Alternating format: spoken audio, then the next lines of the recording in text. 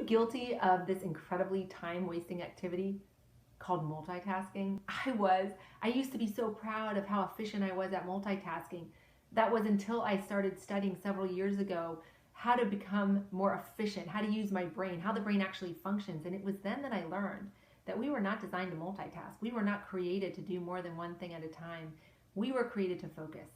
In fact, recently Bill Gates and Warren Buffett were independently asked if they had to give one word for their success, what would it be? They both used the word focus.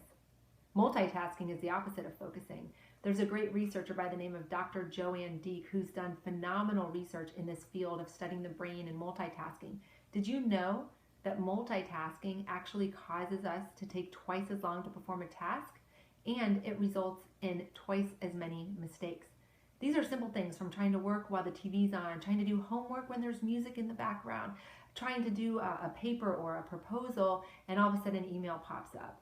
So start to think of some guardrails or some ways that you can begin to put up barriers, protection, so that you are not susceptible to multitasking. Becoming aware of it, I find, is the number one step. To be aware of when you're multitasking, when you're doing something and all of a sudden you respond to a text in the middle of it, you respond to an email in the middle of it, you take a phone call in the middle of it.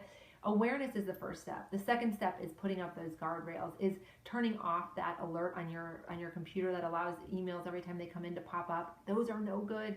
Get rid of those. When you decide you're going to put your head down and you're going to do something really important, remember those phenomenal 15? Don't multitask. Shut your door. Put a note on it that do not disturb. Make sure that you are using your brain to its fullest potential. Make sure that you are focusing the way that we've learned from these two billionaires who've become incredibly successful. Success leaves clues, I always say. Begin to focus, begin to become aware of your multitasking, and begin to eliminate it. I encourage you to I talk to my children about this. Begin to convey this message to your children. Don't allow them to do homework while they're distracted by other things. That it really is this power of focus that allows us to be excellent, to fulfill our potential, to be all that we were designed to be. So see you next week on Debrief with Dawn.